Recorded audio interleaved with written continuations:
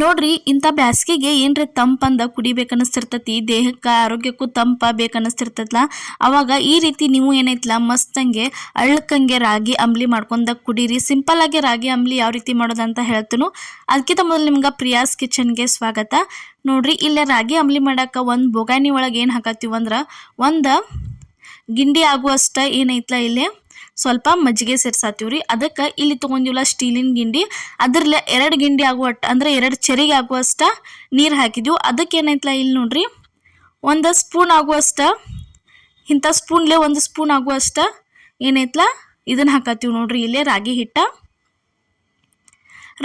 ಹಾಕಿ ಅದನ್ನು ಪೂರ್ತಿ ಎಲ್ಲ ಚೆಂದಂಗೆ ಮಿಕ್ಸ್ ಮಾಡ್ಕೋಬೇಕ್ರಿ. ಗಂಟೆಲ್ಲ ಹೊಡಿಬೇಕು, ಆ ಥರ ಪೂರ್ತಿ ಚೆಂದಂಗೆ ಮಿಕ್ಸ್ ಆಗಬೇಕ್ರಿ ಇದು. ನೋಡ್ರಿ ಇದನ್ನು ಮಾಡೋಕೆ ನೀವು ಜಾಸ್ತಿ ರಾಗಿ ಹಿಟ್ಟು ಯೂಸ್ ಮಾಡಬೇಡ್ರಿ. ಜಾಸ್ತಿ ಯೂಸ್ ಮಾಡಿರೋದ ರಾಗಿ ಅಂಬ್ಲಿ ಹೋಗಿ ಜುನುಕಾಗಿಬಿಡ್ತೈತ್ರಿ. ಅದಕ್ಕೆ ಇಷ್ಟ ಸಿಂಪಲ್ ಆಗೇನ ಅಳ್ಳಕನೇ ಇರಬೇಕ್ರಿ ರಾಗಿ ಅಂಬ್ಲಿ. ಅಂದ್ರೆ ಕುಡಿಯೋಕ್ಕೂ ಮಜಾ ಅನ್ನಿಸ್ತೈತಿ, ಚಲೋ ಅನ್ನಿಸ್ತೈತಿ ರೀ, ಟೇಸ್ಟ್ ಆಕೈತಿ ಬಾಯಾಗ. ನೋಡ್ರಿ ಈ ಥರ ಗ್ಯಾಸ್ ಮೇಲಿಟ್ಟು ಈ ಥರ ಕುದಿಸೋಕೆ ಸ್ಟಾರ್ಟ್ ಮಾಡ್ಬೇಕ್ರಿ. ಇದನ್ನು ಒಂದು ಕುದಿ ಬರೋ ತಕ್ಕ ಕುದಿಸಿದ್ರಂದ್ರೆ ಮಸ್ತ್ ಹೆಂಗೆ ಅಂಬ್ಲಿ ಅಂತೂ ರೆಡಿ ಆಕೈತಿ. ಇಲ್ಲಿ ಅಂಬ್ಲಿ ಮಾಡೋಕೆ ಇದಕ್ಕೆ ರುಚಿಗೆ ತಕ್ಕಷ್ಟು ಉಪ್ಪು ಹಾಕಿದ್ದೀವಿ. ನೋಡ್ರಿ ಉಪ್ಪು ಹಾಕಿ ಈ ಥರ ಪೂರ್ತಿ ಎಲ್ಲ ಚೆನ್ನಾಗಿ ಇನ್ನೊಂದು ಸ್ವಲ್ಪ ನೀವೇನೈತಲ್ಲ ಈಗ ಮಿಕ್ಸ ಮಾಡ್ಕೋಬೇಕಾಕೈತಿ. ಕುದಿಸ್ಬೇಕ್ರಿ. ನೀವು ಎಷ್ಟು ಕುದಿಸ್ತಿರ್ಲಿ ಅಷ್ಟು ಮಸ್ತಂಗೆ ರಾಗಿ ಅಂಬ್ಲಿ ಚಲೋ ಆಗಿ ಬಾಯಾಗ ಟೇಸ್ಟ್ ಬರ್ತೈತ್ರಿ ಇದು. ಇಲ್ಲಿ ನೋಡ್ರಿ ಉಪ್ಪು ಹಾಕಿದೀವಲ್ಲ, ಅದಾದ್ಮೇಲೆ ಇದಕ್ಕೆ ಏನೈತಲ್ಲ ಇವಾಗ ಒಂದು ಸ್ವಲ್ಪ ಬೆಳ್ಳುಳ್ಳಿ ಮತ್ತು ಜೀರಿಗೆ ಪೇಸ್ಟ್ ಮಾಡಿ ಇಟ್ಕೊಂಡಿದ್ವಿ, ಅದನ್ನು ಸೇರಿಸಿದೀವಿ ರೀ. ಅದಾದ್ಮೇಲೆ ಸ್ವಲ್ಪ ಈರುಳ್ಳಿ ಸೇರಿಸಿದ್ವಿ. ಈರುಳ್ಳಿ ಆದಮೇಲೆ ಇಲ್ಲಿ ನೋಡ್ರಿ ಸ್ವಲ್ಪ ಕೊತ್ತಂಬರಿ ಸೊಪ್ಪು ಹಾಕಬೇಕು. ಇಷ್ಟು ಹಾಕಿದ್ರಂದ್ರೆ ಮುಗೀತ್ರಿ ರಾಗಿ ಅಂಬ್ಲಿಗೆ. ಎಕ್ಸ್ಟ್ರಾ ಏನು ಆ್ಯಡ್ ಮಾಡೋ ಅವಶ್ಯಕತೆನೇ ಇಲ್ಲ. ಮಸ್ತಂಗೆ ಅಂಬ್ಲಿ ಅಂತೂ ರೆಡಿ ಆಕೈತಿ. ಈರುಳ್ಳಿ ಅದು ಎಲ್ಲ ಹಾಕಿದ್ಮೇಲೆ ಇನ್ನೊಂದು ಸ್ವಲ್ಪ ಕುದಿಸ್ಬೇಕ್ರಿ. ಅವು ಸ್ವಲ್ಪ ಹಸಿ ಏನಿರ್ತದಲ್ಲ ಎಲ್ಲ ಹೋಗಿ ಸ್ವಲ್ಪ ಕುದಿಬೇಕ್ರಿ ಈರುಳ್ಳಿ.